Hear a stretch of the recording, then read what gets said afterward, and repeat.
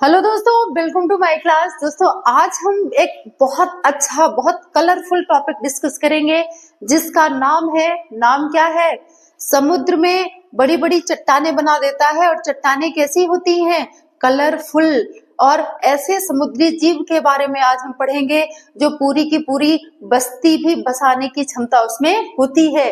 तो कौन सा है वो देखो, हम पढ़ किसके बारे में रहे हैं? प्रवाल भित्ति, या इसी को हम क्या बोलते हैं?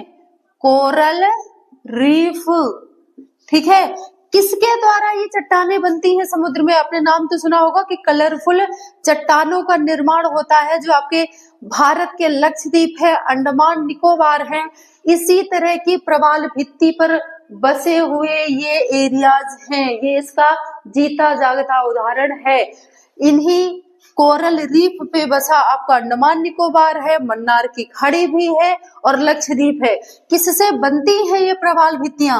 तो छोटे छोटे जीव होते हैं, इस तरह के छोटे छोटे जीव जिनका शरीर कैसा होता है? कोमल। ठीक है। और इनको क्या बोलते हैं? इनको बोलते हैं पॉलिप्स। क्या बोलते हैं? पॉलिप्स। और ये पॉलिप्स जो होते हैं बहुत कोमल शरीर के होते हैं और अपने विकास, अपनी सुरक्षा के लिए ये अपने चारों तरफ कैल्शियम कार्बोनेट का क्या बना लेते हैं? खोल। किसका? CaCO3 का कैल्शियम कार्बोनेट का खोल बना लेंगे। और यही कैल्शियम कार्बोनेट जब इनकी डेथ हो जाती है इन पॉलिप्स की, तो यही कैल्शियम कार्बोनेट इकट्ठा होकर एक चट्टान का रूप ले लेते हैं, क्योंकि कैल्शियम कार्बोनेट बहुत मजबूत चीज होती है। ठीक है। तो जब ये इनकी डेथ हो जाएगी, अब एक की डेथ की वजह से तो इतनी बड़ी प्रवाल भित्ति नहीं बनेगी। तो ये जो जीव है इनकी विशेषता होती है कि ये सैकड़ों हजारों की कॉलोनियां बनाकर रहते हैं। तो जब बहुत सारे जीव एक जगह इकट्ठा हो जाएंगे और उनकी जब डेथ होगी, तो जो इनका खोल है वो फ्री हो जाएगा और वहां पे जमा होने लगता है। और यही किसका रूप ले लेता है? प्रवाल भित्ति का। ठीक है। जो बहुत सारे समुद्री जीवों के रहने के लिए एक सुरक्षित निवास भी होता है। कभी आप देखना, उसमें बहुत सारी मछलियां, केकड़े, बहुत सारे जीव आपको इधर उधर इसके चारों तरफ घूमते दिखाई देंगे।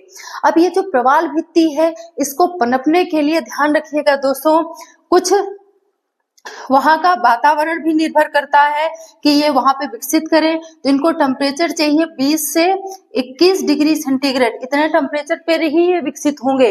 दूसरा, इनमें जो पानी की लवणता है वो कितनी होनी चाहिए?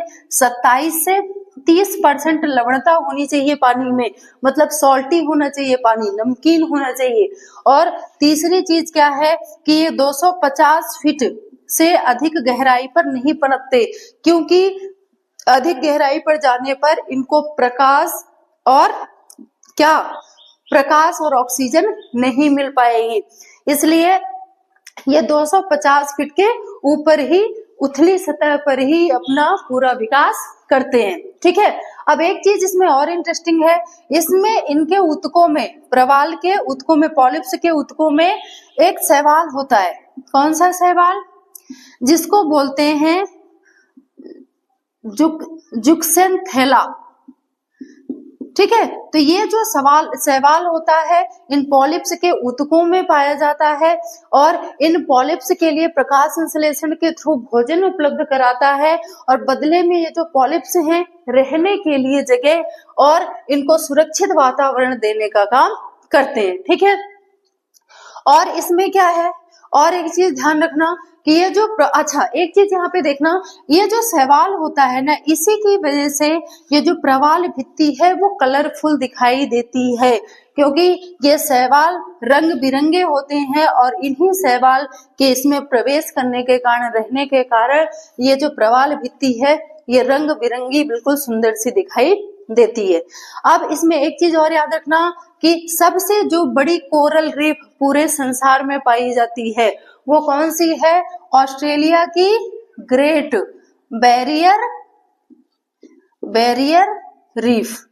ठीक है। अब थोड़ा सा इसमें दिक्कत ये होने लगी है कि बढ़ते प्रदूषण के कारण, समुद्री टेम्परेचर के बढ़ने के कारण ये प्रवाल भित्तियां धीरे धीरे नष्ट हो रही हैं, क्योंकि हमने बताया कि ये इससे ज्यादा टेम्परेचर पे विकसित नहीं हो सकती। तो जितना ज्यादा प्रदूषण बढ़ेगा तो इसके नष्ट होने का खतरा भी उतना ही ज्यादा बढ़ेगा। फिर इस तरह के आपको प्रवाल भित्ति विश्व में कहीं भी देखने को नहीं मिलेंगी अगर इनका जो टेम्परेचर बढ़ने का सिलसिला है वो ऐसे ही जारी रहा तो।